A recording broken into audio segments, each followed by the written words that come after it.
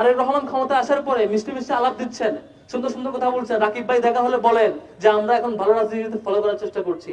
তাহলে এই যে আবার ছাত্রলীগের কায়দা ফলো করছেন, আবার ছাত্রলীগের সেই আওয়ামী কায়দার রাজনীতি ফলো করছেন, একটু সতর্ক হয়ে যান ভাই। আপনাদের সামনে আরো 15 বছর আন্দোলন করেছেন একসাথে, আপনাদের সবকিছু আমরা জানি আপনারা এর আগে কেমন ছিলেন, আমরা জানি আপনারা কেমন করে সন্ত্রাসী আচরণ করেন এবং এমন সন্ত্রাসীকে কেমন করে প্রতিহত করতে হয় সেটাও আমরা জানি।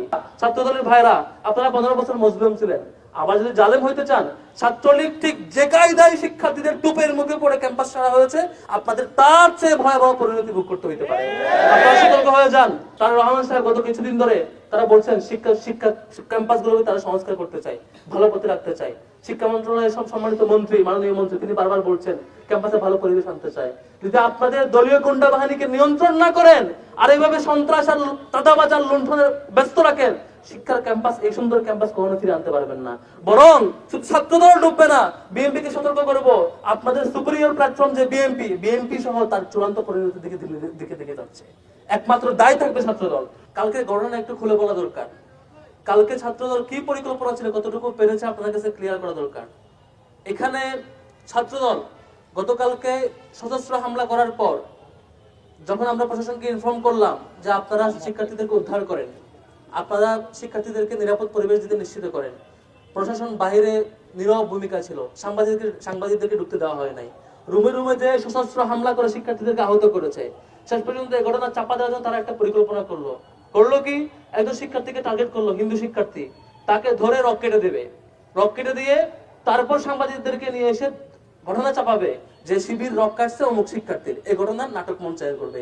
যে আওয়ামী ন্যারেটিভ গত 15 বছর আমরা দেখেছি যে চারপাশ ঘেরাও করে গল্প সাজানো হয়, গল্প সাজানোর 3-4 ঘন্টা পরে মিডিয়া ঢুকতে দেওয়া হয়, সেম হুবহু ঘটনা ছাত্রদল কালকে ফলো করার চেষ্টা করেছে। সঠিক মাত্রার কার্বন কম্বিনেশন বৃদ্ধি করে পাইপের ডাক্টিলিটি ও হেভি লোড নেয়ার ক্ষমতা। Falcon MS pipe. ভাগ্য ভালো তাদের ঘটনা নষ্ট করে দেওয়ার জন্য শিক্ষার্থী ভাইটা ছাদ থেকে দ্বিতীয় তলা থেকে লাফ দিয়ে তার পা ভেঙে যায়, তার সেই ভিকটিম হওয়া থেকে বেঁচে যায়। কিন্তু আমরা জানতে পারি তাদের সেই পরিকল্পনাটা। এরপর আমরা প্রশাসনকে ইনফর্ম করি আপনারা একটু যান, পুলিশকে একটু ঢুকতে দেন, পুলিশ আপনারা একটু যান, সাংবাদিকরা যাক, সাংবাদিকদেরকে যেতে দেওয়া হয় নাই। পুরো নাটক মঞ্চস্থ করার পরে সব রুমে যে কম্পিউটার ল্যাপটপ টাকা সব লুটপাট করার পরে এরপর প্রশাসন ভিতরে ঢুকলো। তখন ঢুকে লাভ কি আপনাদের?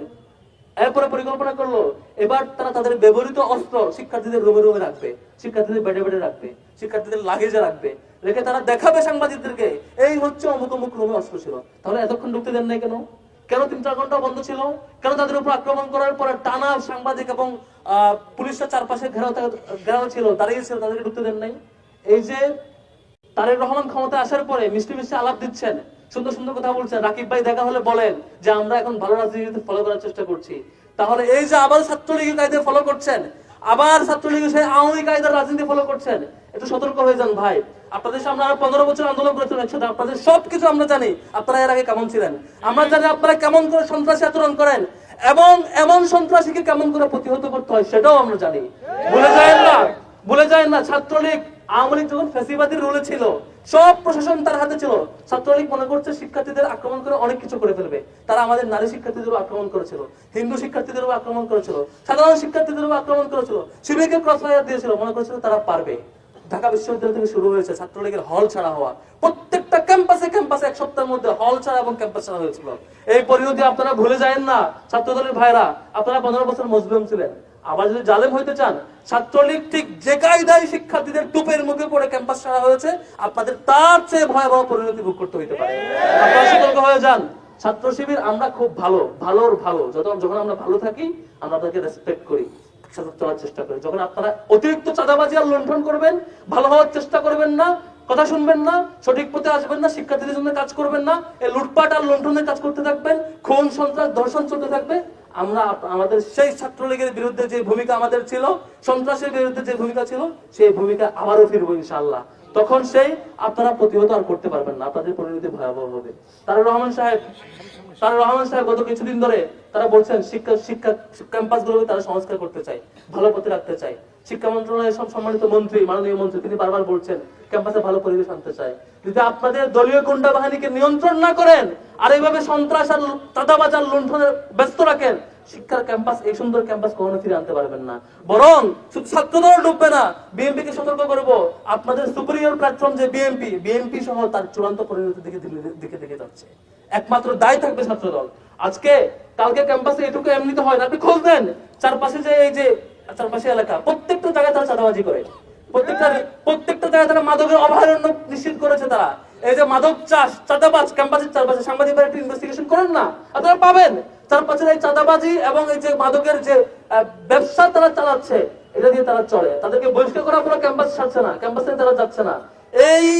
এই যে চাঁদাবাজ, মাদকের হাত, সবকিছুর বাধা যখন ছাত্র শিবির যখন এসব নিয়ে কথা বলে, ছাত্র শিবিরের জনশক্তি যখন প্রশাসনকে এসব নিয়ে রিপোর্ট দেয়, তখন তাদেরকে আক্রমণ করতে হয়, তাদেরকে রাতের বেলা অন্ধকারে আক্রমণ করতে চায়। ভাইরে, আমরা এই আক্রমণকে ভয় পাই না, আমাদেরকে ভয় দেখায়েন না। আমাদের শত শত শহীদের পথ মারিয়ে আমরা এই পথ আসছি।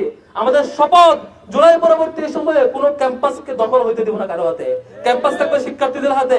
ক্যাম্পাস কোন রাজনৈতিক সংগঠন দখল করার জন্য নয়, ক্যাম্পাস অছাত্রদের জন্য নয়, মাদকের জন্য নয়। কোন ক্যাম্পাস, সেটা পলিটেকনিক্যাল ইনস্টিটিউট হোক, কিংবা অন্য কোনো প্রতিষ্ঠান হোক, ছোট্ট কলেজ হোক, কিংবা স্কুল হোক, কিংবা ঢাকা বিশ্ববিদ্যালয় হোক, কোন ক্যাম্পাসের কোন পর্যায়ে কোন রাজনৈতিক সংগঠন নিজের অধীনে নিয়ে দখল নেওয়ার চেষ্টা করবে, আর আমরা প্রতিহত করব না।